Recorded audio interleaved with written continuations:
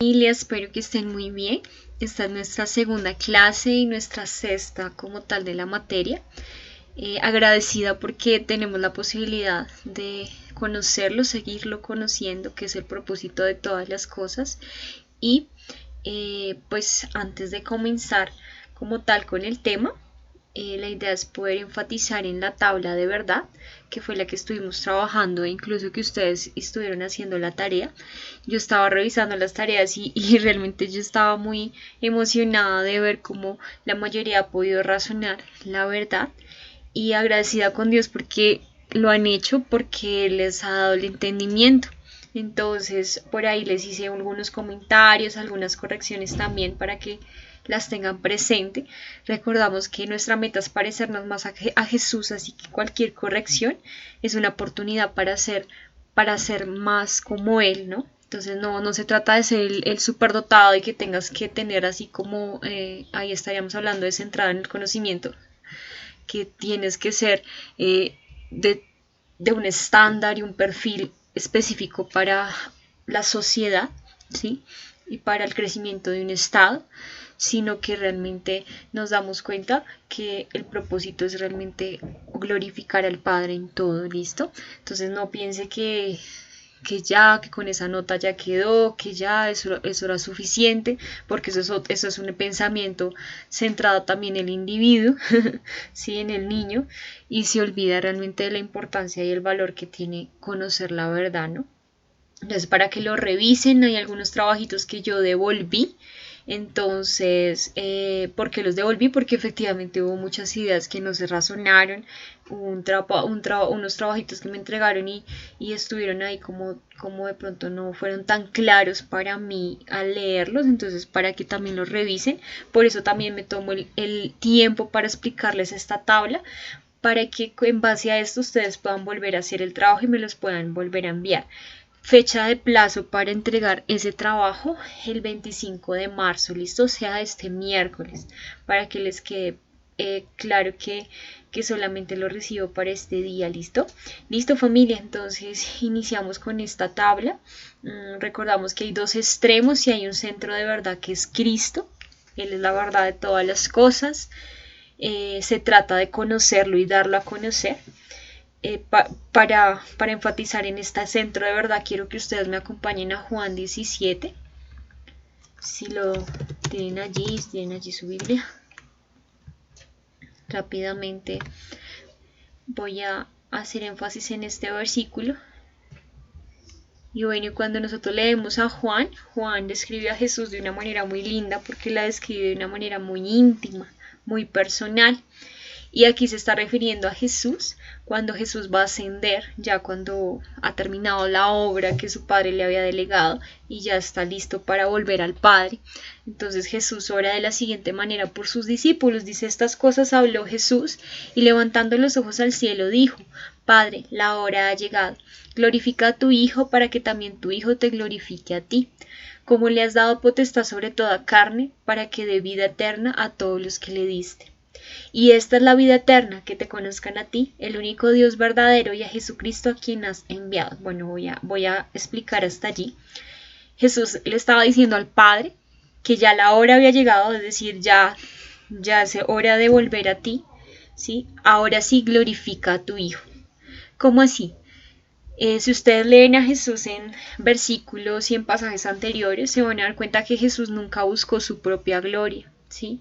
Que jamás dijo como: ya, Padre, glorifícame a mí en todo tiempo, o pueblos o discípulos glorifiquen a mí, sino Él, aún siendo Dios, siendo Hijo de Dios, buscó siempre la gloria del Padre. Eso es un gran ejemplo para nosotros como hijos, y es que nuestra vida está hecha para darle la gloria al Padre, ¿no?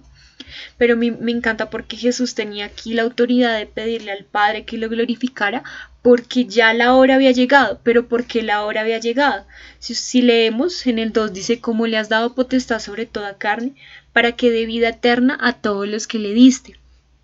Y en el 4, me va a saltar un poquito, dice: yo te he glorificado en la tierra, he acabado la obra que me diste que hiciese. Jesús tenía toda la autoridad para pedirle al Padre que lo glorificara, porque ya había acabado la obra que el Padre le había delegado. ¿Cuál era esa obra? venir, morir por nosotros y darnos esa vida eterna. Es lindo porque dice que Dios le dio potestad para darnos vida eterna. ¿Sí? Y esa obra ya la había terminado. Pero realmente, ¿qué es la vida eterna? ¿Cuál era esa obra que él había hecho, que representaba que Jesús haya venido aquí, haya muerto y nos haya dado vida eterna? Dice en el 3, y esta es la vida eterna, que te conozcan a ti, el único Dios verdadero, y a Jesucristo a quien has enviado. Esto me impacta un montón, creo que a mí me impactan muchas cosas, pero cuando veo este versículo me hace pensar mucho en que la vida eterna no es solamente como ese momento en que tú mueres y vas al cielo y ya por la eternidad pues sigues viviendo en espíritu. No, yo creía eso y no sé si alguno de ustedes lo pensaba, pero yo lo creía. Pero realmente no es así, no es solo eso, es parte de... La vida eterna es conocerlo a Él, dice aquí, que te conozcan a ti, 2 puntos, dice que te conozcan a ti, el único Dios verdadero, y a Jesucristo a quien has enviado. ¿Qué significa eso? Que la vida eterna literalmente empezó antes de la creación del mundo, porque Él se ha dado a conocer a nosotros todo el tiempo. Él se ha dado a conocer desde que nos pensó antes de la creación del mundo. Su pensamiento fue darse a conocer a nosotros. La vida eterna usted ya la empieza a vivir desde el momento en que acepta a Cristo y usted empieza a conocerlo y a caminar con Él. Conocerlo implica que donde ustedes vayan, donde ustedes hablen, donde ustedes miren, donde ustedes escuchen, donde ustedes huelan, está Jesús y saber que lo estoy conociendo en todo momento. ¿Dónde inicia el conocer a Jesús? En la palabra, a diario, en intimidad. También como hermanos, ¿no? La palabra dice que como hermanos nos enseñamos unos a otros y conocemos más de Cristo y nos vamos perfeccionando a la estatura de Cristo, ¿no? Lo hemos hablado bastante. Pero no puedo separar esa vida de aprendizaje, de íntimo, que es muy importante y que es la base, ¿no? Sí, el fundamento es Cristo y debo conocerlo en intimidad, pero yo no dejo de conocerlo a diario, yo no dejo de conocerlo en las cosas que miro, en las cosas que veo, en las cosas que huelo, en las cosas que escucho, porque sencillamente Dios es todo. Entonces, y de por sí lo hemos tocado y es... Dios está en todo, Dios es todo, Dios es la verdad, por ende no lo puedo separar de las ciencias, no lo puedo separar de las artes, Él se ve en todo. Entonces cuando yo les enseño a mis hijos, cuando yo les enseño a mis estudiantes, yo estoy mostrándoles a Cristo, quiero llevarlos a ustedes a la vida eterna, aunque ustedes ya la tienen porque por el simple hecho de haber aceptado a Cristo. Pero esta vida eterna, quiero que ustedes ya la empiecen a vivir desde ya. Es esa vida eterna donde ustedes lo están conociendo. Todo el mundo busca tener un propósito en la vida. O sea, pregúntale a cualquiera y todo el mundo está buscando tener un fin y un propósito. Entonces, si el fin tal vez se volvió el dinero, el fin se volvió el tener una pensión y estar cómodo sencillamente en su hogar, en su lecho, ¿sí? Con su familia, con sus hijos, pero pues hasta ahí. Pero aquí me está diciendo que el propósito de la vida es conocerlo a Él, de eso se trata toda mi vida. Yo no estoy esperando como morirme y ahí sí ser feliz, porque eso es lo que yo pensaba, como que muchos incluso les he escuchado, como esta es la vida, este mundo es un infierno, entonces estamos esperando a que Jesús venga y nos lleve y listo, y ahí sí vamos a vivir felices. No, Dios nos da todas las herramientas para conocerlo a Él, nos ha permitido conocerlo a Él en este mundo y aún ser felices, gozarnos, regocijarnos en Él desde ya. Obviamente sabemos que en esa vida, después de la muerte, física, o sea, estoy hablando de la muerte segunda, la del cuerpo, vamos a estar libres de todo, de toda tentación, de toda mentira de Satanás, no va a haber dolor, no va a haber sufrimiento, pues obviamente va a ser una vida increíble, o sea, eso es lo que estamos esperando nosotros, la venida de Jesús, ¿no? Pero ¿por qué no empezarlo a disfrutar también desde ya? Y motivar a otros y convidar a otros a que empiecen a compartir esa vida eterna con nosotros, que por eso debemos predicar el Evangelio, ¿no? Entonces quiero centrar en esto y ser muy clara en que todo se trata de conocerlo a Él. No existe esa dualidad entre conozco a Cristo en mis cuatro paredes, pero afuera pues Dios no está. No, no es así, yo no dejo de conocerlo en nada. O sea, yo siempre voy a estar y conociéndolo todo el tiempo. Y cuando ustedes estén en algún lugar, aunque de pronto estén con alguien que de pronto no muestre a Jesús, puede que estén en un lugar que parezca que no muestra a Jesús, siempre, si Dios lo permitió, obviamente, porque hay lugares en que Dios te dirá como no vayas, sí, pero si Dios lo permite, si es su providencia, pregúntele, Dios, ¿cómo te puedo ver en medio de esto? Mi papá y mi mamá pelean mucho, mi mamá está muy cantaletosa, sí, mi mami regaña mucho, ¿cómo te puedo ver en medio de esto? Porque ¿qué pasa cuando dejamos de ver a Jesús y dejamos de conocerlo a Él? ¿Sí? Que ponemos nuestra mirada en las cosas terrenales y entonces terminamos dejándonos llevar por las corrientes de este mundo, dice Pablo. ¿Sí? Terminamos dejándonos llevar por la ira del momento, por lo que dicen los demás, por las circunstancias como la que estamos viviendo en este momento como nación. Entonces nos dejamos llevar y perdemos la paz, perdemos todo.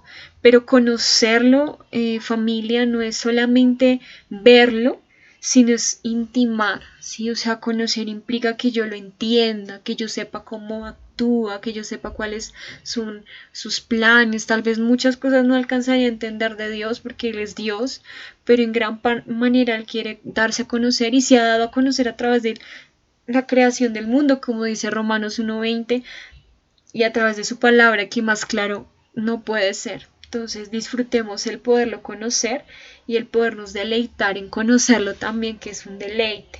¿Listo? Ese es el centro de verdad, familia. Es ese centro donde está Él, donde todas las cosas lo muestran a Él, ¿sí? Todas las cosas. Dice la palabra de Dios que desechemos lo malo y tomemos lo bueno, ¿sí? En todo está Él. No puedo separar nada de Él. Entonces hay una verdad absoluta para todas las cosas y esas cosas me dan a conocer. Entonces como nosotros tenemos esa responsabilidad de llevar a nuestros hijos a conocer a Cristo. ¿Listo? Listo. Entonces, esa es la verdad y cuáles son esos dos extremos. A través de la historia vemos que hay dos extremos muy marcados. Está el socialismo y está el individualismo. El socialismo marcado por el hecho de que hay un tirano, una persona o un grupo pequeño de personas que toma toda la autoridad pero con una intención egoísta. Entonces, para satisfacer sus necesidades, entonces impone sus ideales por encima de las personas, ¿sí? Por encima de la individualidad. Entonces todos somos iguales, todos son unos animales literalmente, todos trabajan es para mí y lo hemos visto a través de la historia. Ahora, yo sé que ustedes pensarán en socialismo y ustedes piensan en un gobierno, en una nación grande, que como Venezuela, como Cuba, bueno, etcétera. Pero el socialismo es una manera de pensar, ¿no? Recordemos que es diferente el comunismo al socialismo. El comunismo es el sistema económico como tal del socialismo. Pero el socialismo es la manera de pensar. Entonces es por una persona gobierna a muchas y las lleva a su misma ideología egoísta. Entonces impone su manera de pensar por encima de la individualidad de los demás. Y esto lo vemos en cosas pequeñas. No sé si yo les comentaba, pero entonces es con cositas así como cuando estamos en el colegio y dice por uno pagan todos. Entonces la ideología del profesor por encima de cualquier otra cosa. Entonces nos vamos a un extremo donde se pierde el individuo, ¿sí? Y donde solamente es importante lo que un corazón o unos pocos también piensan, porque no solamente puede ser una persona, puede ser un grupo de personas que hizo una estrategia, se le ocurrió una manera de pensar y la quiere imponer, porque no es una cuestión de enseñar en amor, sino es una cuestión de imponer a la sociedad, a la nación, al país, a la comunidad, ¿sí? Entonces, se ven cosas muy pequeñas, como cuando, por ejemplo, incluso obligamos a nuestros hijos a querer compartir, los obligamos a que compartan su propiedad privada, y bueno, creo que lo habíamos tocado, cuando yo no puedo obligarlos a algo así porque estoy perdiendo su individualidad y un principio de propiedad privada que es muy importante. Cuando vamos al otro extremo individualismo, entonces ya nos vamos nosotros no sé, los seres humanos somos de extremos literalmente, bueno, no somos, tendemos a los extremos cuando estamos lejos de Dios y en el individualismo ya perdimos por completo las reglas que imponen los socialistas, ¿no? Perdimos por completo ese control, ese orden tal vez, porque el socialista lo que hace es que le encanta el orden, pero ya en un extremo, entonces le encanta la ley, se va la ley. Pero el individualismo le encanta el libertinaje, ¿sí? Nada de ley, a mí no me impongan, a mí no me digan, yo ya estoy cansado de que me digan qué hacer, entonces hago lo que yo quiero, anarquía, ¿cierto? Entonces uno pensaría como, no, eso es muy extremista, pero mira, eso está en pequeñas proporciones en el corazón del hombre cuando el hombre aún entre nosotros hay que revisar nuestro corazón porque nos damos cuenta que es muy sutil esa idea. El poner primero nuestros deseos, nuestras pasiones por encima de la voluntad de Dios. Entonces es muy delicado.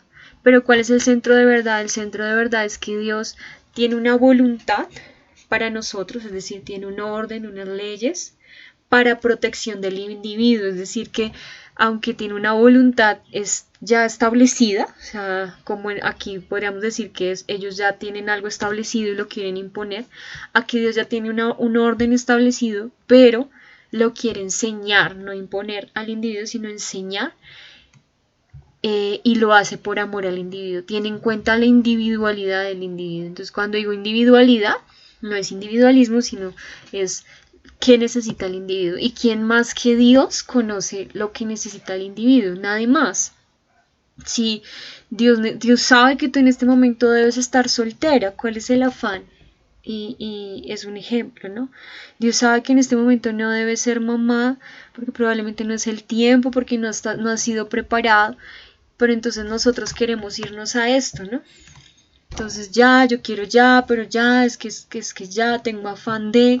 Y sutilmente, tal vez ni siquiera le hablemos hacia Dios, pero nos afanamos y entonces empezamos a buscar en nuestras fuerzas llenar eso. Entonces buscamos cosas donde no deberíamos, nos metemos con personas que no corresponden, nos unimos a personas que no corresponden, estudiamos cosas que no son el tiempo porque es que yo tengo que estudiar y Dios quiere que yo estudie, pero realmente ¿cuál es la voluntad del Padre? ¿Cuál es la voluntad de Dios acerca de para mi vida? Para mi familia, para mi nación, cuál es la voluntad, ¿sí? Porque yo digo, no, este es el negocio de la vida y esto le va a dar a Colombia una economía, pero ¿realmente es lo que Colombia necesita? Ese negocio que tú has pensado es el negocio que realmente como nación necesitamos, ¿sí? Esa es una pregunta que hay que hacernos y es realmente cuál es la voluntad del Padre, y recuerden que la voluntad del Padre jamás se va a ir a extremos, jamás va a buscar un beneficio solo de uno, ¿sí? Ni de pocos, sino es un beneficio de acuerdo a la individualidad de cada uno, ¿listo? Esto cómo se ve reflejado en la nación. En la nación se ve reflejado, voy a hablar un poquito de los ejemplos porque estuve revisando y de pronto no fue muy clara la idea de los extremos. Entonces hay personitas que les queda un poquito difícil entender los extremos y por ende las ideas de la educación acerca de los extremos fue un poquito complicado. Entonces voy a decir rápidamente algunos aspectos y pasamos al siguiente tema, ¿listo? Entonces, la educación providencial centrada en el conocimiento y centrada en el estudiante. Entonces, la educación centrada en el conocimiento. Es una educación que es concebida como una transferencia de sola información.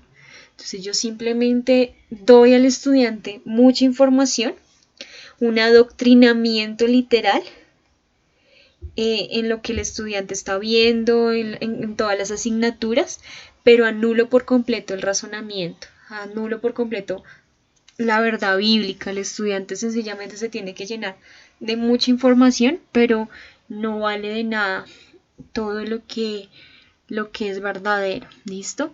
También vemos aquí en centrada en el conocimiento, que el valor del estudiante es relativo, depende de su capacidad para dominar una asignatura. Entonces, si el estudiante es inteligente y domina las asignaturas que se le están dando, entonces en eso pues es un buen estudiante, es inteligente, ¿no? Pero el que está fuera de los 10 primeros puestos pues es una persona, perdón la palabra y la expresión, pero así lo hemos podido llamar, y es bruto, ¿cierto?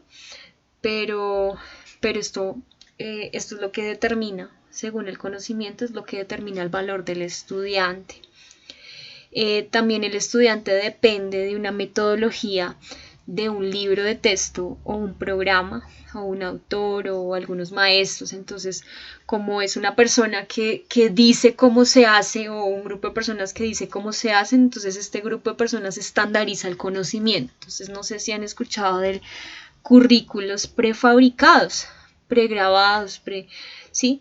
Son currículos que ya están, y entonces al profesor lo contratan es para que sea simplemente el que repita lo que está escrito, pero es un profesor que no vive esto. O sea, es un maestro que literalmente como que lo hace solamente para que le paguen y para cumplir su labor, pero realmente yo creo que muchas veces leyendo lo que le pasan dirás, pues mentira, esto es mentira, pero pues yo lo sigo enseñando porque no ve lo delicado que es enseñar lo correcto y lo incorrecto, ¿no? Entonces es un adoctrinamiento que va en todo. Entonces todos piensan exactamente igual. Recordemos que igual la verdad es absoluta, pero aquí se pierde por completo la individualidad. Aquí se pierde por completo que el estudiante razone y que haya un valor en cada uno de los individuos, sino que es como todos tienen que pensar exactamente lo mismo, ¿sí? Y tienen que comportarse exactamente igual, y es muy, muy delicado, ¿listo? El maestro hace que el estudiante se adapte y se conforme al maestro mismo. Entonces, como muchas veces nosotros, digamos, razonamos un parcial, pero entonces, y lo razonamos bien y lo entendimos, pero como no era la respuesta específicamente que el profesor quería, estaba mal. Entonces yo me tengo que adaptar. Entonces muchas veces, no sé si les ha pasado, pero es un miedo al profesor, un temor, y es el tirano, literalmente el tirano, donde uno siente que no, me fue mal porque es que el profesor le gustan las portadas lindas. Entonces ya con eso, a mí nunca o sea, si el profesor me hubiese explicado, que ahí iríamos al centro de verdad, si el profesor me hubiese explicado que la portada tenía un porqué, una razón de ser, que hace parte de un buen registro, que el registro pasa a la siguiente generación, ahorita vamos a hablar un poquito de eso, pero si no me explica el porqué y no me lleva a la verdad, pues yo lo voy a ver como un me toca, y entonces tengo que hacer un montón de normas APA que muchas veces ni siquiera las cumplo, y por eso es que termino perdiendo la materia, ¿no? Entonces, si no es como el profesor quiere, pues entonces no. ¿Listo? Entonces hay un estándar. Entonces son profesionales de acuerdo a estándares, y entonces parecemos máquinas. Y entonces todos tienen el título universitario, pero finalmente como no razonaron, no lo saben aplicar, sino que están llenos de conocimiento, pero no razonaron. No hay individualidad, no hay una manera creativa de hacer las cosas, sino que todo está estandarizado. Y los estándares no son malos, el problema es cuando se pierde la individualidad. El estudiante es requerido a depender y conformarse a cualquier filosofía o cualquier punto de vista conforme al libro de texto. Entonces, no me importa, o sea, tú estás estudiando acá, tienes que aceptar que esta es la verdad, o sea, tienes que aceptar que esto es así. Entonces literalmente depende y se tiene que conformar a filosofías humanistas que son incorrectas porque son impuestas. Si tú no sabes eso, pues no eres profesional, ¿no? Si tú no sabes eso, no vas a ser alguien en la vida. ¿Listo? Y con esto voy a pasar al centrado en el niño, donde es literalmente como la pelea constante entre el conocimiento y el niño. Entonces el niño se levanta en contra de esto, ¿no? Se levanta en contra de la tiranía, se levanta en contra de aquellos que le dijeron cómo debían hacer las cosas. Entonces el ser humano dijo como no, la persona no se está desarrollando, no hay individualidad y efectivamente se pierde la individualidad cuando se centra en el conocimiento, pero entonces tomaron esa individualidad y la llevaron a un extremo llamado individualismo. Entonces ya el estudiante razonó o pensó por sí mismo en algo, pero entonces se fue ya al extremo de creerse a sí mismo el que tiene la verdad y la verdad relativa, ¿no? Entonces la educación es concebida como un condicionamiento y estímulo al estudiante para que experimente o se adapte a su entorno o a las circunstancias. Entonces la educación es para acondicionarlo, ¿sí? Estimularlo. Dicen, hablan mucho de la palabra estimular para desarrollar sus habilidades psicoafectivas, socioafectivas. Bueno, no tengo muy claro estas áreas del ser que ellos manejan, pero es un tema de acondicionarlo y estimularlo, porque pues él ya tiene todas las capacidades, solo hay que como darle el empujoncito, ya es un ser ya hecho y derecho, solo hay que empujarlo un poquito, ¿cierto? Entonces dejémoslo que haga lo que quiera, dejémoslo que se acomode al ambiente y él mismo descubra qué es lo correcto, qué es lo incorrecto, es su manera correcta de pensar, que él mismo descubra cómo pensar, dejémoslo que él mismo lo encuentre, que se encuentre a sí mismo, ¿no? El estudiante tiene valor muchas veces como parte del grupo y depende de los deseos del grupo. Bueno, esto tiene una doble vía. Y es que también se puede tornar socialista, pero aquí nos referimos al hecho de que el individuo, cuando se va al individualismo, no está buscando salirse de la sociedad y del grupo. O sea, a pesar de todo, el individuo sabe que necesita de otros, ¿cierto? Pero entonces tiene un valor que depende de las masas, de las corrientes que estén saliendo a la moda en ese momento. Entonces, si el grupo desea algo, pues estoy hablando del grupo, no como el tirano socialista, sino es el grupo de amigos, estoy hablando del grupo de la industria, de la empresa. Entonces, como hay una persona que tiene un poco más poder dentro de ese individualismo, entonces pues sigámoslo, nadie está obligando a nadie, pero se deja llevar por las corrientes, ¿no? Se deja muy fácil llevar, o sea, no es un individualismo que uno diría como, ay no, sí, tienen personalidad, pues no, porque cada quien está siguiendo las mismas corrientes, tratando de ser alguien en la vida, ¿no? El método de enseñanza depende de un concepto sociofísico psicológico. ¿Cómo así? Entonces se basan en que el estudiante necesita desarrollarse socialmente, físicamente y psicológicamente, ¿no? Entonces ellos estudian al ser humano y en base a eso determinan qué tipo de enseñanza necesitan. Entonces, no, la persona es muy distraída, entonces no, ya le determinaron una enfermedad mental. Entonces hay que revisar al personaje, recordemos que las enfermedades, no hay enfermedades del alma, entonces aquí no se trata de que la persona tenga una enfermedad mental, sino que probablemente no se le ha trabajado correctamente la atención, que es muy diferente. Entonces nos vamos a creer y a recrear y a imaginar necesidades del estudiante que ni siquiera tiene, ¿sí? A crear digamos, problemáticas para centrar en el estudiante. Entonces, que mi hijo no le ponen atención a mi hijo, medio lo tocaron a mi hijo, medio le dijeron a mi hijo, entonces ya es un tema donde ya creamos problemáticas porque el niño tiene deseos y necesidades, pero recuerden que el niño tiende a tener más voluntad que autogobierno, entonces sus deseos van a ir más hacia la carne y no hacia lo que realmente es verdadero. Entonces medio le pecaron y le tocaron, pues si la mamá se va a ir a defender eso, en vez de sentarse y hablarlo con su hijo y llegar a un acuerdo, enseñarle cuál es la verdad acerca de una pelea o una situación o una discusión que tengan con un compañero, es delicada, ¿sí? Entonces nos centramos, el individuo es quien determina el método, en otras palabras. El estudiante escoge sus propios objetivos y solo hace lo que él está dispuesto a hacer, en la forma que él quiere hacerlo, ¿sí? Entonces él determina para dónde va, cómo quiere hacerlo. Sin embargo, sigue detrás de esas masas, ¿no? Como ahorita está de tendencia cierta carrera universitaria que todo el mundo estudia y que da mucho dinero, entonces vayamos hacia allá, pero sin embargo escoge sus propios objetivos, ¿no? Entonces es un poco también contradictorio. Y el maestro debe adaptar, o sea, recordábamos que en el centro, cuando se centra en el conocimiento, el estudiante se adapta al maestro. Aquí pasa lo contrario, el maestro se adapta al estudiante. Entonces vemos que los maestros literalmente a ellos los pueden echar por si su hijo se aburre en clase. Si su hijo no le gustó la clase y sencillamente se aburrió en algo porque el profesor no fue chistoso, porque el profesor habló mucho, porque el profesor... Entonces ya no les gustó y entonces ya se van de la clase y es como, ok, o sea, y yo no sé si a alguno de ustedes les ha pasado, chicos, pero esto no es bíblico. Sí, esto no es para nada bíblico. La palabra de Dios dice que respetemos a nuestras autoridades y si han sido puestas por Dios. O sea, ustedes decidieron voluntariamente estar en una universidad, por ejemplo, en Repti.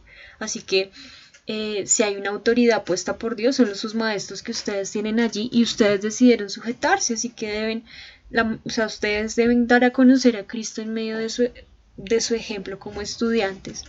Porque eso no muestra a Cristo cuando nosotros nos decimos como no, es que no me parece, no me gusta, sencillamente este profesor no me parece, o esta materia no me gusta, o este conocimiento me parece muy fastidioso, entonces no lo hago, no lo digo, no, o sea, si no me gusta o si de pronto me es muy difícil, yo voy, me acerco y digo, profe, realmente me queda muy difícil, ayúdeme, ¿sí? Enséñeme. Y también el maestro tiene que estar expuesto y dispuesto a orar y a decir, bueno Dios, ¿cómo les enseño esto? Si tú dispusiste para que ellos aprendieran en este tiempo, pues dime cómo les enseño, ¿no?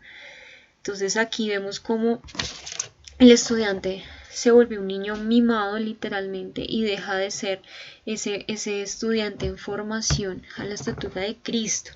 ¿Cuál es el centro de verdad en todo esto?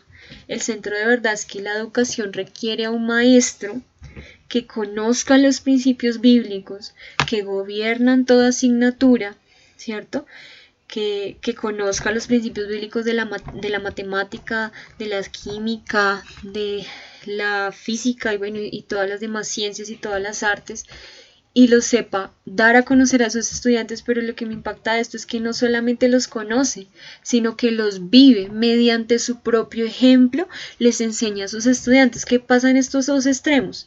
Que el maestro simplemente lo hace por placer o porque le toca, ¿cierto? O porque es así, punto. Pero muchas veces enseña cosas que ni siquiera está de acuerdo o muchas veces enseña para estar de acuerdo con el estudiante, para que no lo echen, entonces termina enseñando cosas que van en contra de su misma conciencia, pero aquí no, aquí hay una verdad que es absoluta y por amor a esa verdad que es Cristo, yo le enseño a mis estudiantes por medio primero de mi ejemplo, entonces le enseño sobre esa verdad que es inmutable, que no cambia. Y de esta manera él va a poder realmente formarse en esa conciencia cristiana que deseamos que tenga, esa conciencia ya formada en el cual aunque nadie lo ve ha podido determinar y ha podido tomar decisiones que agradan el corazón de Dios y que es una persona que está totalmente capacitada para las estaciones futuras y realmente está capacitada para ser un verdadero ciudadano que trae libertad a una nación, ¿cierto? Que es lo que veíamos a través de Estados Unidos, que también ustedes han estado viendo y vieron el video de Monumental, ¿verdad? Entonces, esta es la verdad. También cuando se entra en el estudiante, el maestro revela cómo Dios valora al individuo y a la asignatura. Esto es muy lindo, vuelvo a repetirlo, el maestro revela cómo Dios valora al individuo y a la asignatura. Entonces, el maestro vela, aquí se fueron mucho al extremo de la asignatura y aquí al extremo del individuo, ¿no? Del estudiante. Pero aquí Dios ve el valor de las dos. El valor del conocimiento porque el conocimiento me lleva a Cristo y el valor del individuo porque es el individuo quien por medio de ese conocimiento se acerca más a Cristo y le da gloria a Cristo. Entonces él sabe la individualidad, o sea, está enseñando la verdad absoluta, no va a tergiversar la verdad por agradar al estudiante, pero también orará, será sensible y sabrá qué necesita el estudiante dependiendo de sus etapas y dependiendo de lo que Dios piensa de este individuo, ¿sí? Entonces hay veces en que a mí me ha correspondido, por ejemplo, yo manejo varios cursos y, bueno, yo estoy hablando de Repti, ¿no? Manejo varias materias con la misma materia en varios cursos. Entonces yo sentía que con unos cursos estaba más atrasada que con otros y Dios me recordaba que esa era la individualidad. Obviamente a mí me encantaría conocerlos a todos, pero bueno, estas son clases magistrales que también son permitidas cuando ya somos más grandes. pero, pero a veces nos toca retroceder, probablemente no podamos responder aquí como en el socialismo con todo ya y se está finalizando semestre y el profesor nos enseña un montón de conocimiento a lo último que no nos había enseñado, que porque ya se va a terminar el bloque y nosotros quedamos como, bueno, y este tanto conocimiento, ¿cómo? ¿Sí? Entonces, aquí no, o sea, voy realmente a lo que Dios me va guiando, ¿no? Pero recuerden que la individualidad depende de lo que Dios me guía para con el niño, no es lo que el niño desea ni lo que le place.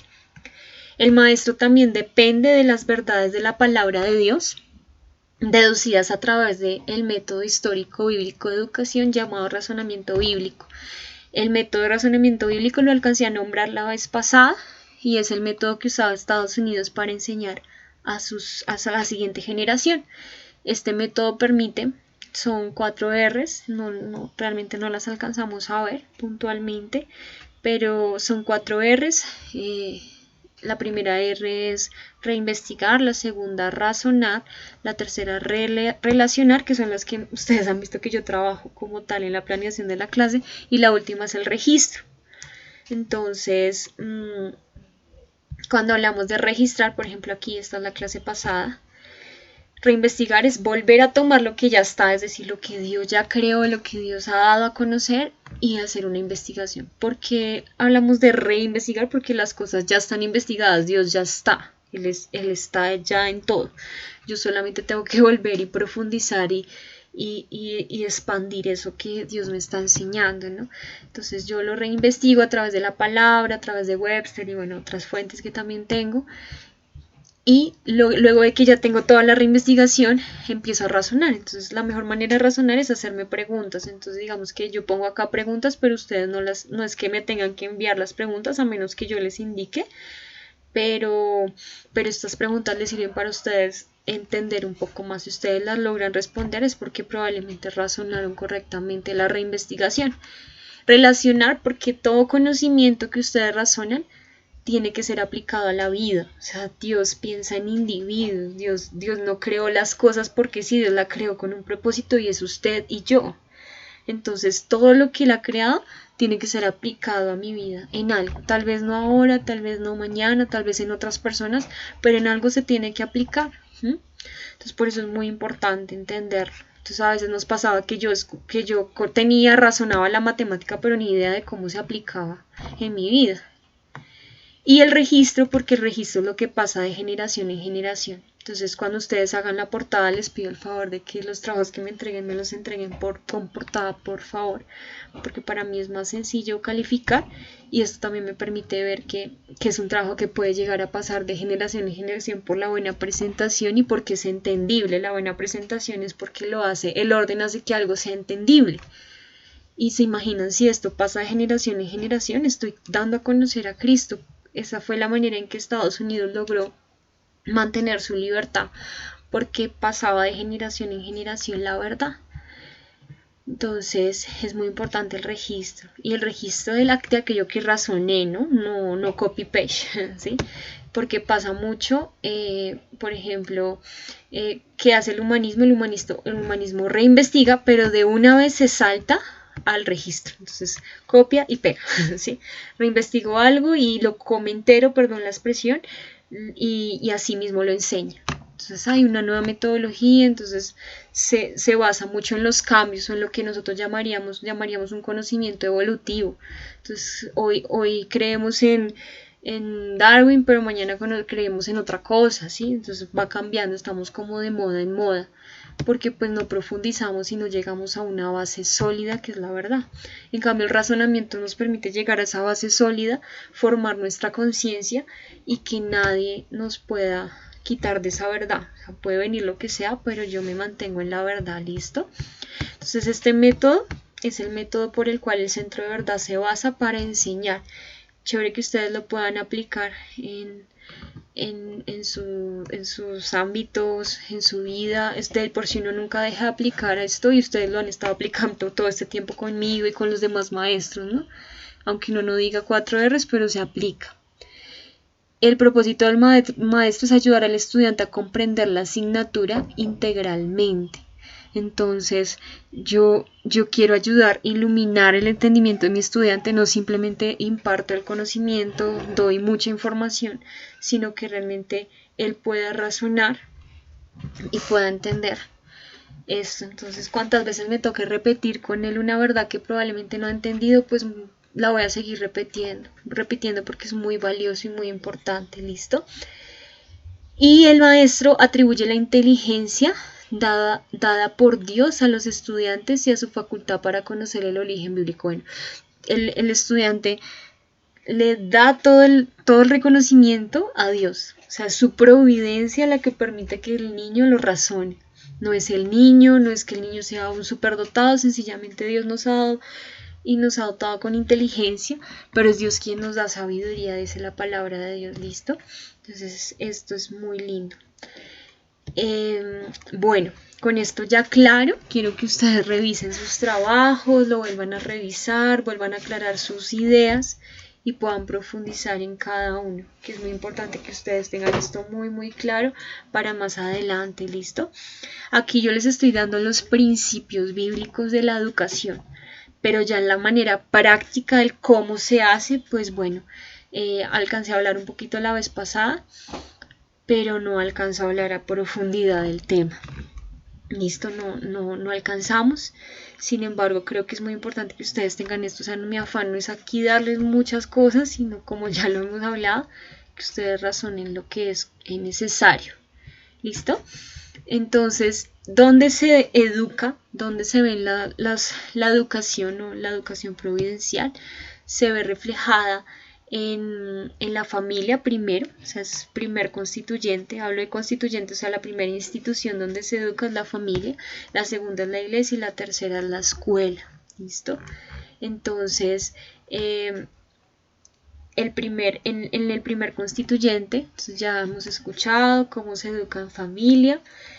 Se enseña a los padres son la imagen de Dios aquí en la tierra, ellos les enseñan a sus hijos a labrar esa tierra correctamente, para ello tienen que formar en ellos el autogobierno y formar ese carácter, ¿no? Y lo hacen por medio del rol de cada uno, el hombre como padre y la mujer como madre. No lo hacen simplemente con dándoles información y poniéndoles en su casa cuando se sientan pues todos los currículos, no. Que yo he escuchado mucho que dicen ¿cómo voy a hacer homeschool si yo no sé todo? Si yo no sé de todos estos temas, yo no tengo ni idea de estos temas. Lo he escuchado muchísimo, ¿sí? Pero realmente es mucho más sencillo que eso. Es como Dios cuando te enseña a unir las cosas pequeñas todo el tiempo. Deuteronomio 6 dice que les enseñemos a nuestros hijos cuando se levantan, cuando se acuestan, cuando vamos caminando, bueno, al entrar, al salir. Y así, de eso se trata. Yo puedo estarle enseñando a mi hijo cuando cocina, le estoy enseñando por medio de la botánica, le estoy enseñando biología, por medio de su mismo cuerpo le estoy enseñando anatomía, puedo estarle enseñando muchas cosas por medio de su vida diaria. Habrá momentos en que sí me toque empezar a profundizar en ciertas cosas que no entiendo, que Dios me guía a profundizar porque lo necesita saber en ese momento. Pero como padres nos corresponde orar para saber qué necesitan escuchar mis hijos, o sea, cuál es esa verdad que deben entender en este tiempo. Entonces, dependiendo también de los dones que Dios les ha otorgado a los hijos, es muy importante enseñar. Entonces, probablemente alguno de ustedes tenga un hijo que es muy pilo para la lectura y no sé, le encanta la literatura, entonces pues debo empezar a profundizar en la literatura. No me voy a poner a enseñarle de pronto música en vez de literatura porque es que tiene que saber música y no, porque eso ya sería centrado en el conocimiento. ¿sí? Las ciencias básicas, por lo menos las exactas, todos las deben saber, pero no lo voy a cargar con, si me hago entender, no, o sea, no por el hecho de que lo deben saber para conocer más a Dios significa que los voy a cargar con tanto conocimiento cuando no lo necesitan. Entonces voy a enseñarles de a poquitos, de acuerdo a la edad que yo les hablé la vez pasada, y van a ir aprendiendo también de acuerdo a los dones y talentos que Dios mismo les ha dado, y eso va formando en ellos también el llamado y propósito por el cual están aquí en la tierra, ¿no? Entonces si es por el lado de la literatura, pues entonces lo voy encaminando. Si lo voy encaminando, le voy enseñando, Dios mismo se va a encargar de decirle. Hay que tener cuidado con no ser falsos profetas, incluso nosotros como padres podemos llegar a ser falsos profetas en decirles a nuestros hijos que Dios te ha llamado a ser profeta, Dios te ha llamado a ser artista, Dios. Y entonces el niño crece con la mentalidad y cuando no lo logra se frustra. Sí, no, o sea, creo que es algo como padres nosotros debemos orar. María guardaba un montón de cosas en su corazón. Sí, María no me imagino a María diciéndole a Jesús, es que tú eres el Hijo de Dios y tú tienes que morir. Bueno, igual ella no sabía que Jesús iba a morir, pero es que tú tienes que dar ejemplo porque es que tú eres el hijo, y todo el tiempo como recalcando el que tiene, no, sería muy frustrante, sino que saber y confiar en que Dios le mostrará su tiempo a mi hijo y yo voy a escuchar atentamente también a lo que Dios me guía como madre y como padre, enseñarle en sus debidas etapas, ¿sí? Entonces probablemente sea, como le digo, pronto por la literatura, por las artes, pronto música, danza, etcétera, pero no lo puedo encasillar. Si no, yo no soy Dios. Finalmente Dios es el que lo llamó y a él se lo voy a entregar. Entonces pues ya más adelante, tal vez 13, 15 años, el niño ya tenga más claro lo que va a empezar a ejercer, pero también Dios le va a estar guiando. Entonces los papás tenemos es que orar y ser muy sensibles a lo que Dios también nos guíe. Entonces como yo vi esto y Dios me está guiando, entonces lo voy a meter a una escuela voy a empezarlo a enseñar por acá, voy a empezarlo a instruir, veo que él tiene estos dones, esos talentos, pero estar muy alineados a lo que Dios dice. ¿Listo? Este tema de también enseñar el autogobierno y es empieza con el gobierno externo. Recordemos que como no tiene nada de gobierno interno cuando nacen, debo hacer ese gobierno externo en amor, ¿no? Entonces restringir, que él aprenda a obedecer, que él aprenda a quedarse quieto ciertos minutos. Nosotros estamos acostumbrados a escuchar que el niño no se puede quedar quieto, que el niño no puede, o sea, que el niño tiene que estar haciendo cosas, porque son niños. Y sí hay edades en que obviamente yo sé y que no se van a quedar las 24 horas al día sentados solamente, pero sí puedo empezar a trabajarlo de a poquitos. Entonces te vas a quedar 10 minuticos sentada y vamos a hablar de este tema y me vas a prestar atención, porque cuando me prestas atención me estás dando la importancia que yo merezco como hija de Dios. Y empiezo a enseñarle y el niño empieza a entenderlo, y cuando esté más grande se va a dar cuenta que va a ser más sencillo quedarse más tiempo. Entonces no acostumbrarlos a que no, que porque ellos mismos se creen eso, o sea, ellos mismos creen que porque son niños entonces tienen que estar jugando y tienen que estar, obviamente es parte de, pero ellos también pueden empezarse a autogobernar en ciertas áreas de su vida. ¿Listo? Si tienen preguntas acerca de esto, les pido que me comenten ahí mismo en el aplicativo de Classroom, en comentarios, por favor.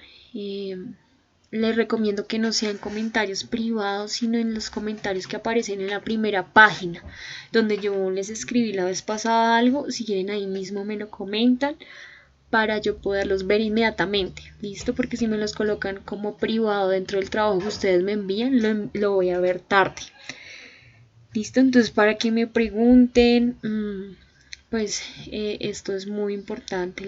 Recordemos que la mamá es la maestra, el papá es la cabeza, y también enseña su debido tiempo a su hijo cuando él está, cuando puede estar, pero como la mayor parte del tiempo va a estar fuera de trayendo provisión al hogar, pues la mamá es la que en primer lugar enseña.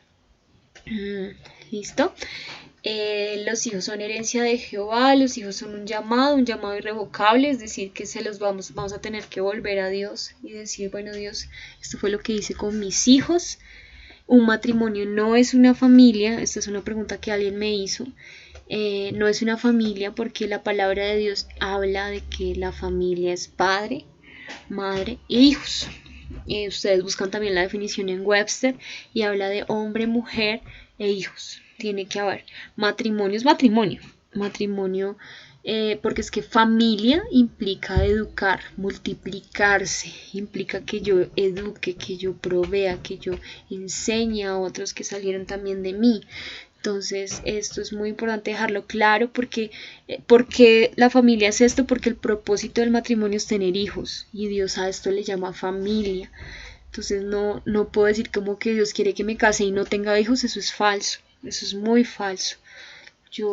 Si Dios quiere que me case es porque efectivamente quiere que yo tenga hijos, por eso no caigan en esa idea individualista donde el deseo de casarse los lleve simplemente a disfrutar de un matrimonio sin hijos. Pídanle a Dios que les lleve a amar ese deseo de tener hijos antes de, ¿sí? Y no porque les toque, recuerden que obedecemos por amor, pero que ese deseo de conocerlo, miren, yo les doy mi testimonio y es, entre más yo me impregno de Jesús en intimidad, entre más yo lo conozco entre hermanos de la iglesia, yo amo más y más se acrecenta en mí el deseo de ser mamá. Sí, obviamente no por encima y oro mucho por eso, porque pues es un deseo tan fuerte en mí que no quiero que sea por encima de Dios, ¿no? Porque si tal vez Dios me dice un día como no puedes, pues no, voy a tener que aceptar esa voluntad y la voy a aceptar con amor y con servicio. Sin embargo, está en nosotras como mujeres y está en nosotros y está también en los padres el anhelar eso, porque fuimos diseñados para multiplicarnos, es el mandato cultural, por eso lo recalqué acá, mandato cultural, multiplíquense y fructifíquense. Entonces, no, el mundo se ha encargado de tergiversar esa idea, pero nosotros debemos saber que ese es el propósito, ¿listo? Ese es el propósito, por ende, nosotras y los hombres deben formarse desde ya como esos padres. No estoy diciendo que ahora vayan a hacer cursos, sino quienes les enseñan a ustedes, y ya voy a hablar de la iglesia, les enseñan los ancianos de la iglesia. Tito 2 habla de que las ancianas les enseñan a las jóvenes y los ancianos a los jóvenes, y les enseñan cómo ser esas mujeres sujetas a su esposo, amado, que aman a su esposo, que son puras, que son castas, esos jóvenes que enseñan lo correcto, que enseñan íntegramente, porque son esas guías espirituales. Entonces no esperen a ser esa guía espiritual hasta que se casen y ahí sí, no, porque es que si no se han preparado desde antes, no, va a ser muy difícil que lo logren ya casados. Y si ustedes ya están casados y ya tienen hijos, pídanle a Dios que los forme también un poco, que les permita formarse un poco más rápido y que les permita hacerlo en la práctica. Un poco más difícil, pero también es un privilegio porque Dios todo lo obra para bien y su misericordia es muy grande. Entonces, desde ya, como mujeres y cómo nos formamos como mujeres y como hombres en intimidad y como hermanos, vuelvo a explicar, o sea, busquen ancianos que les enseñen la verdad. Y aquí con esto entro a iglesia. La iglesia es el cuerpo de Cristo. ¿Qué pasa? Voy a hablar un poquito del extremo aquí y lo voy a alinear con la iglesia. Y es que cuando hay un extremo socialista en la iglesia, ese extremo lleva al hombre a tomar el lugar de Cristo. Entonces muchas veces el hombre cree que él literalmente puede determinar cómo es la iglesia, pero porque le pertenece solamente a Cristo, por el sencillo hecho, familia, de que Él fue el único capaz de morir en una cruz por esta novia, por este cuerpo. Por eso le pertenece, tiene toda la autoridad por ella, ¿sí? Entonces un hombre no puede decir que es mi iglesia, o sea, esa frase creería que no podría ni existir, ¿sí? Porque no es tu iglesia. No es tu cuerpo, tú no moriste por esta, tú no moriste ni vas a venir para casarte con ella tampoco. Por ende debes respetar el lugar de Cristo. ¿Y qué es respetar el lugar de Cristo? Que Él determina cómo funciona la iglesia, y cómo funciona la iglesia está escrito. Entonces a veces, ¿qué hacemos o qué hemos hecho a través de la historia? Ponerle 4 paredes a la iglesia y hacer de ella un negocio, hablando de empresa, hablando de una organización donde el pastor es el jefe, es el gerente, pero y el cuerpo son los cargos. El de abajo lleva el yugo del de arriba, el peso del de arriba. Y entonces yo trabajo es para el pastor, yo no, y entonces lo maquillamos diciendo que estamos sirviendo a Dios, pero ¿cuál servir a Dios? Porque estoy agradando a un hombre. Y este es el caso de muchas iglesias, muchas. ¿Qué debemos hacer en esto? Saber que nosotros somos parte de un cuerpo, familia, nosotros somos parte de un cuerpo y nos debe afanar el crecimiento de nuestra iglesia, no el crecimiento de las paredes, sino el crecimiento. Nosotros confundimos el crecimiento de la iglesia con cantidad, ¿sí? Porque como es una organización, pues debe dar más fruto, debe tener más personas para que produzca más, ¿no? Pero no es así, para nada, jamás se ha tratado de eso. El crecimiento es que la iglesia, el cuerpo, se parezca más a Cristo, a la estatura de Cristo, que esa iglesia y ese cuerpo sea entregado a Cristo cuando Él venga pura y sin mancha. Ese era el deseo de Pablo. Pablo decía: yo quiero entregarlos a ustedes puros y sin mancha, una iglesia que literalmente no tenga mancha alguna, y Pablo tenía toda la autoridad para decirlo porque se esforzaba a diario por ello, en oración y en actos, ¿sí? Entonces su fin era literalmente que el cuerpo de Cristo se pareciera. Entonces, ¿por qué es importante parecernos a Cristo? Porque sencillamente Él es nuestro fin, Él es nuestra meta, Él es la verdad. Nacimos de nuevo, familia, así que necesitamos de su verdad, necesitamos de Él.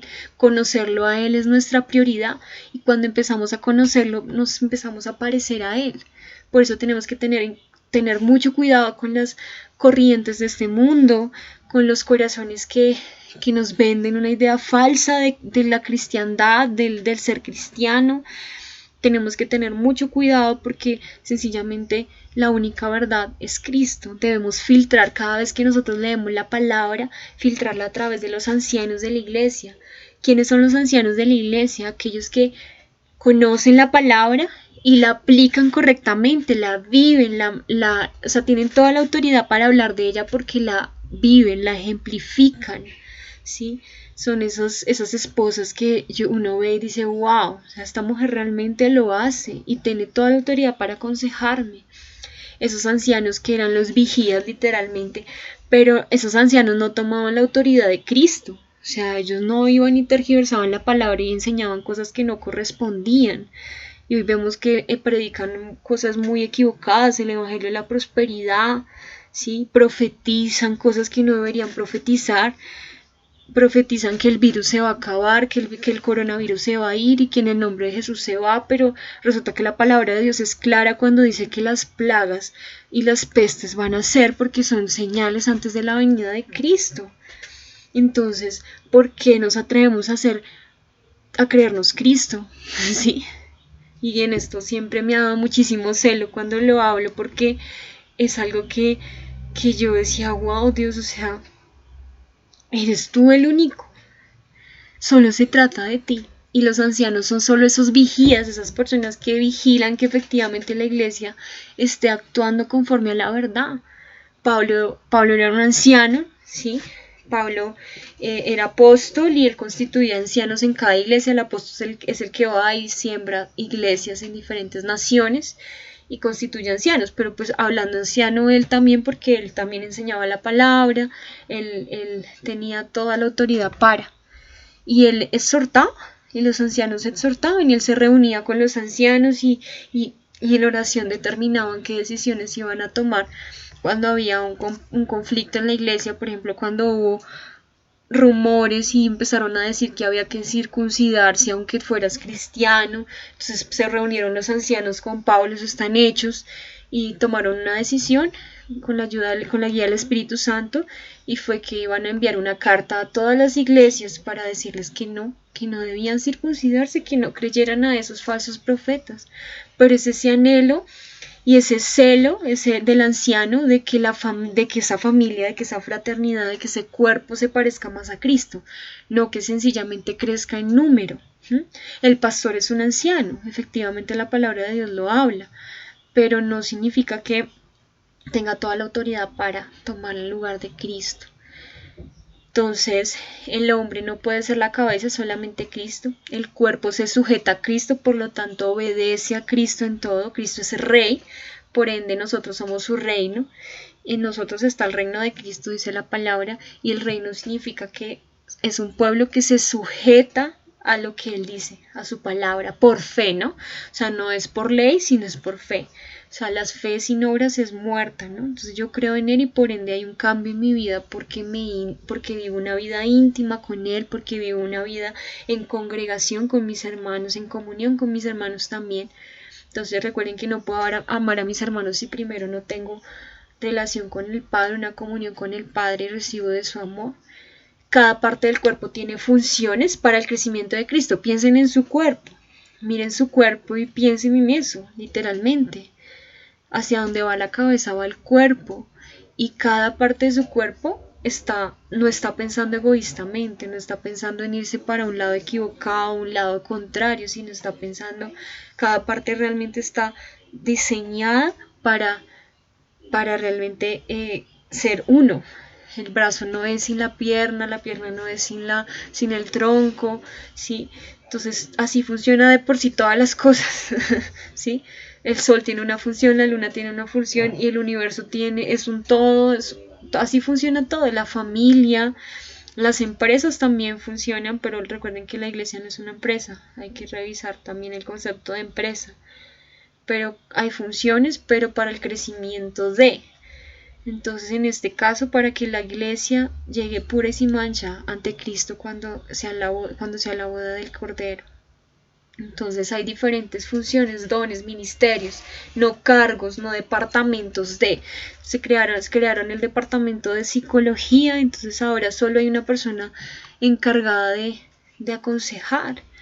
Pero esto es muy delicado porque cuando la persona lo toma como un cargo y no como un privilegio y no como algo natural en esa persona a causa de Cristo, pues puede tomarse atribuciones. Entonces uno va al departamento de consejería y la persona tiene un montón de personas ahí haciéndole fila, pero realmente lo hace como ya se vuelve algo monótono, como cuando uno es empleado de algo, como los psicólogos. Pero la palabra de Dios dice que en la multitud de consejeros hay sabiduría.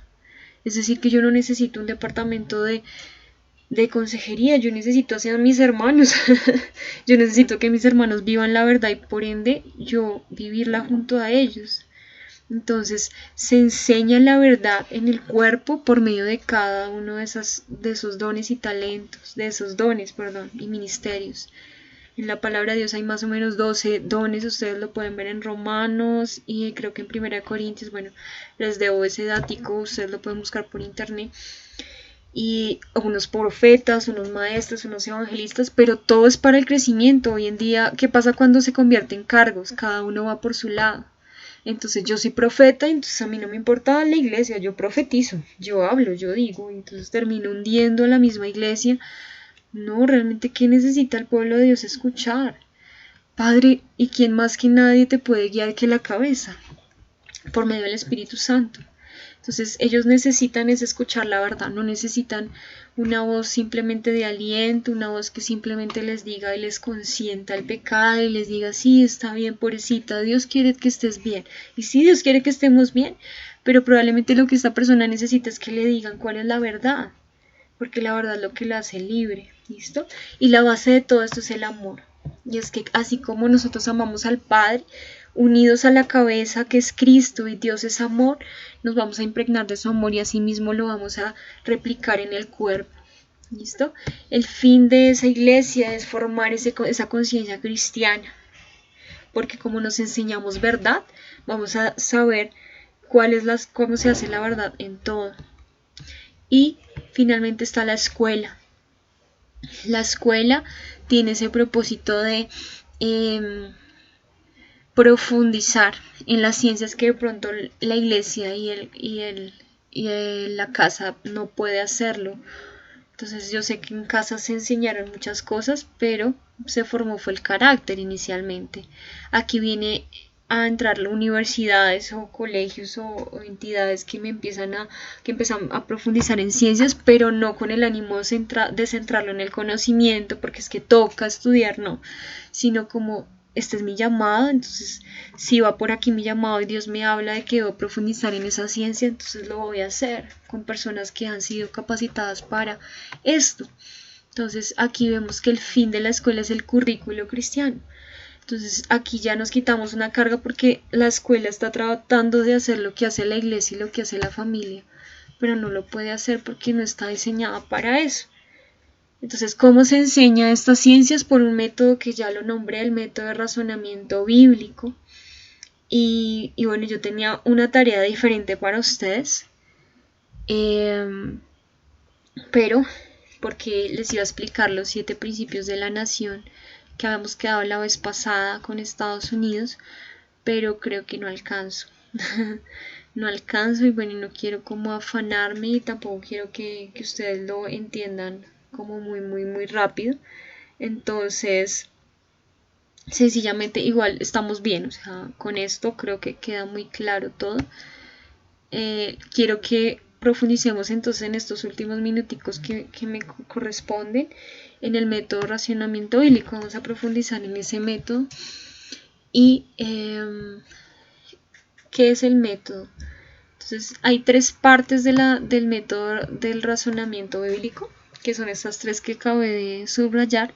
La primera es la constitución de la clase, la segunda es el método de razonamiento bíblico y la tercera es el registro. O sea, para yo dar una clase debo tener presente estos 3 puntos. La constitución de la clase es muy importante porque recuerden que nosotros, aunque nos autogobernamos, necesitamos de una protección externa que proteja mi vida, mi propiedad y mi libertad. Entonces son reglas de la clase, más cuando son niños, que tiende a no haber tanto autogobierno. Entonces cuando son más grandes y hay autogobierno, pues ya como que disminuyen las reglas. Entonces por eso es que tratamos de ser exigentes con las llegadas puntuales, con el amar al prójimo, es decir, no irrespetar al prójimo, no sacar el celular porque eso es literalmente un irrespeto contra mi prójimo. Hago que mi prójimo se distraiga y no preste atención. Entonces son constituciones que son muy importantes tener presente. Normalmente trabajamos con algunas muy sencillas, pero esto permite que el estudiante empiece a generar autogobierno. Entonces cuando la constitución deja de ser tan no importante, sino deja de influenciar tanto cuando el estudiante ha logrado autogobernarse. O sea, después de que se le aplicó un gobierno externo, así como el papá con su hijo, pero aquí yo estoy hablando de la constitución de la clase, ¿no? La constitución de la clase no se va a meter en cosas familiares, o sea, a honrar a padre y madre, o sea, no, porque eso ya lo trabajan los papás, y si el niño no está, de pronto, si hay algo en el carácter de él que está muy marcado, toca hablar es con los padres, y esto es muy importante hacerlo. Pero esta constitución es dentro de la clase, o sea, las reglas que van a permitir que la clase se desarrolle correctamente. Entonces, a medida del tiempo se van a dar cuenta que hay estudiantes que ya no necesitan recordarle la constitución porque sencillamente está en su corazón. Ellos obedecen por amor. ¿Listo? Entonces, básicamente uno normalmente les da cuando son niños pequeños. Yo siempre uso, y esto es algo mío, no estoy diciendo que no siempre sean así, depende de la individualidad de ellos. Pero normalmente uso las 4 reglas muy básicas que es llegar puntual. O sea, empezar y finalizar la clase puntual, tanto del maestro como de los estudiantes, mantener ordenado el salón, porque pues es una propiedad privada y ahí también estoy fomentando el carácter, aunque no es mi fin, pero pues el conocimiento sin carácter es vano, o sea, eso no va a funcionar. Entonces es muy importante tener claro el desarrollo de la clase. El levantar la mano para hablar, muy importante, porque eso significa que estoy respetando a la autoridad y que le estoy dando la importancia por amor a esa persona en lo que está hablando. Y por último, utilizo el amor al prójimo, y es que no respeto a mi compañero, no saco el celular, no hablo en clase, sino que lo respeto. Mientras estamos en clase, sencillamente estamos en la clase y no distraigo a nadie. Esas son las reglas que normalmente yo utilizo, y eso hace que la clase se desarrolle. Es muy importante que, así como una constitución en una nación, el estudiante se compromete a cumplirla. O sea, desde el inicio de la clase dice: yo me comprometo a hacerlo. ¿Listo? Ya con la constitución puedo empezar a desarrollar correctamente mi clase. Entonces vamos a utilizar el método de razonamiento bíblico. Estas preguntas cambian porque tenía pensado otra cosa.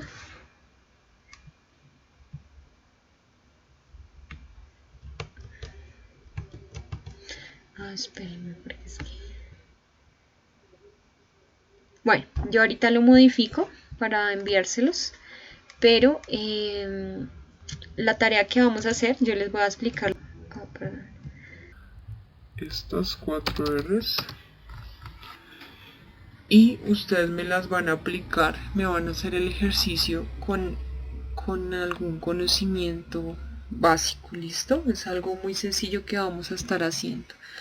¿Listo? Ya les explico para que ustedes lo hagan de la tarea, pero entonces quiero cerrar aquí las 3 partes de la clase. ¿Listo? Entonces el método de razonamiento, que ya lo voy a explicar para que ustedes hagan la tarea, y el registro, que es muy importante, muy importante. ¿Por qué? Porque a nosotros nos han enseñado como no, pues como es solo conocimiento, pues a veces ni siquiera uno copiaba, y eso, uno copiaba era como porque tocaba, ¿no? Pero el registro es lo que pasa generación en generación. Piensen en un libro como la Biblia.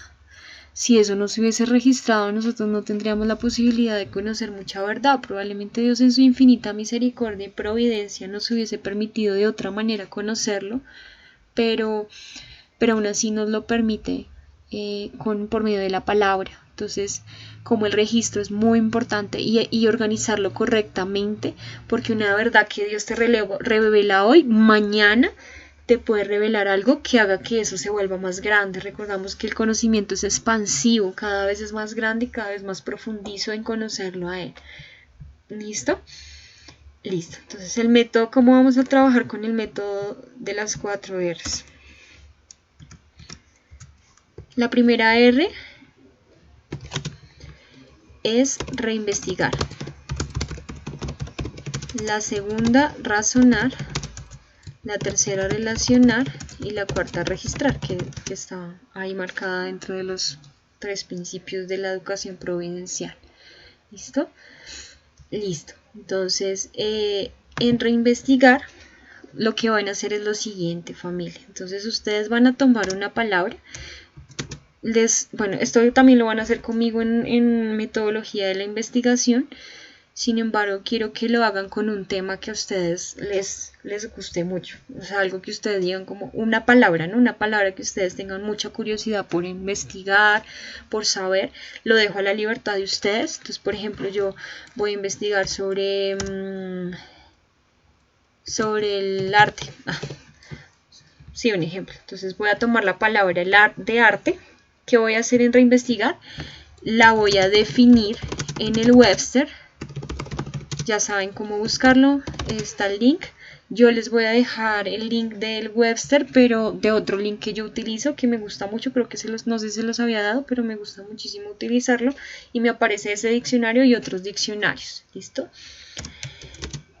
Después de haber definido la palabra arte, van a sacar las palabras claves de esa definición. Entonces, de por sí, bueno, yo me sé la definición del arte de Webster, pero porque lo razoné muy bien hace bastante, y es que dice que es la disposición y modificación de las cosas por habilidad humana. Entonces, palabras claves para mí: disposición, modificación, habilidad humana, y bueno, al final termina como con un propósito determinado. Bueno, con propósito. ¿Listo? Bueno, estoy hablando bastante rápido aquí. ¿Listo? Entonces, ese es el ejemplo de las palabras claves que ustedes consideren que son claves. O sea, que son claves que ustedes dicen como, bueno, esto hay que investigarlo. ¿Listo? Y esas palabras van a definir las palabras claves. Eso va a ampliar la verdad, ¿listo? ¿Cuál es el fin de este método? Recordemos que es dar a conocer a Cristo. Entonces, para que el profesor, lo hablamos ahorita en el centro de verdad, dé a conocer a Cristo, primero tiene que ir a Cristo y conocerlo y autogobernarse en base a eso, vivir de acuerdo a eso. Hablábamos de que se empiece a autogobernar, ¿listo? Aplicar esas verdades y las empiece a hacer vivas en su vida. Entonces, a obedecer en amor hacia eso. Si lo tengo claro, voy a empezarlo a aplicar en mi vida, ¿listo? Y las voy a definir y luego voy a buscar en la concordancia bíblica esas palabras que acabé de definir. Entonces, propósito, disposición, modificación, habilidad humana. ¿No? Ahí tengo 5 palabras y esas 5 palabras las voy a buscar en la concordancia. Recuerden que no es solamente copiar y pegar el versículo bíblico, porque concordancia bíblica les va a aparecer por montones. Tal vez no es que no van a alcanzar a escribir toda la concordancia o a investigar toda la concordancia, pero una o dos que ustedes puedan profundizar y leerla, no solo el versículo, sino leer el contexto, a quién fue escrita ese versículo, quién lo escribió. Busquen, por ejemplo, si es en Romanos, entonces busquen quién escribió Romanos y en qué momento histórico se escribió. Incluso la aplicación de la Biblia habla incluso de eso. Incluso habla de cómo se escribió, en dónde se escribió, en qué año se escribió, por qué se escribió, y hasta habla de qué partes está dividida la carta. Digamos, carta a los romanos, carta a los efesios, la describe súper bien, ¿listo?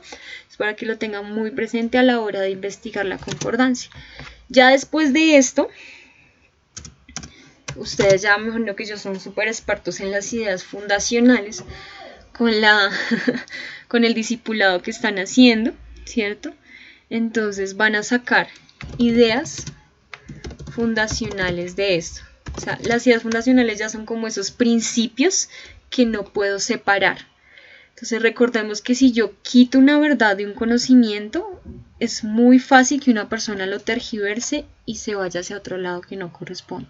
Entonces yo sé que del arte, ya después de lo que yo razoné, busqué la concordancia y demás, yo les puedo decir que una idea fundacional clave para mí es que la belleza debe mostrar el orden de Dios, ¿sí? Eso, o sea, yo no se lo puedo quitar, es algo que es un principio del arte, y si yo le quito eso, le estoy quitando la verdad absoluta, le estoy quitando a Cristo al arte. Entonces las ideas fundacionales, recordemos que son oraciones, eso sí es muy importante que lo recuerden, son oraciones afirmativas, ¿sí? Es más sencillo que ustedes escriban en vez de belleza, solamente por ejemplo en el arte belleza, porque si coloco solo la palabra belleza, cualquiera lo puede tergiversar, incluso ustedes.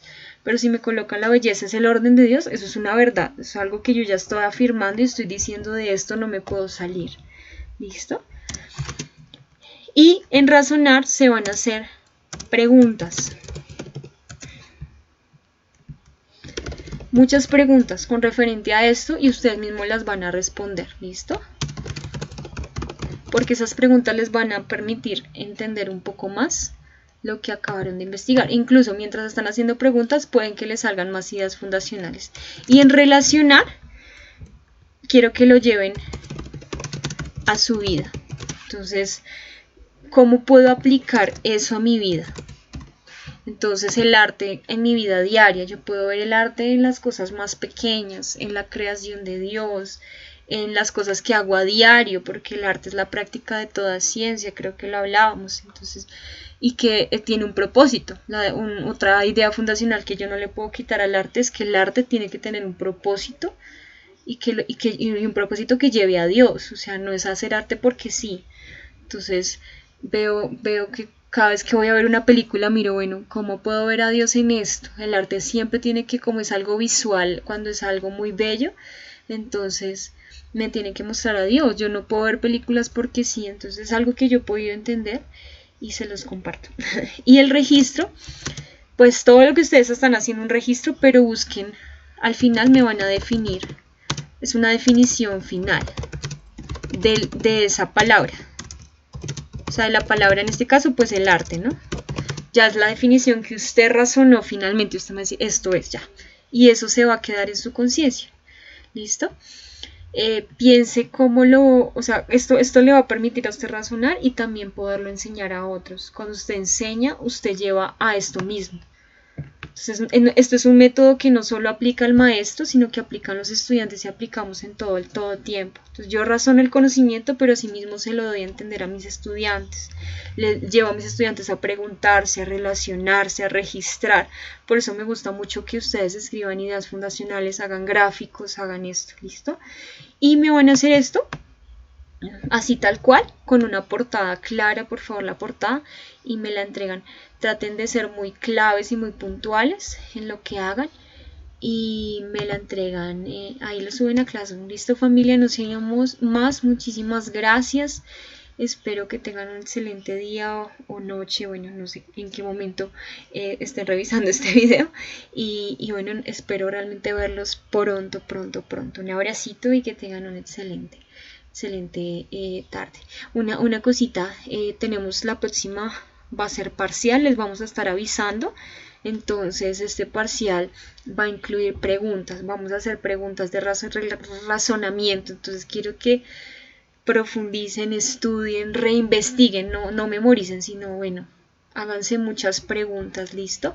Yo les voy a dejar preguntas de razonamiento, muchas preguntas que los pueden volver, que ustedes van a responder para poder estudiar para el parcial. ¿Listo? Para que estén atentos a esas preguntas dentro de este mismo trabajo, pero pues no me las tienen que responder de tarea, solamente esto, pero es para que ustedes las estudien, las respondan y puedan estudiar para el parcial.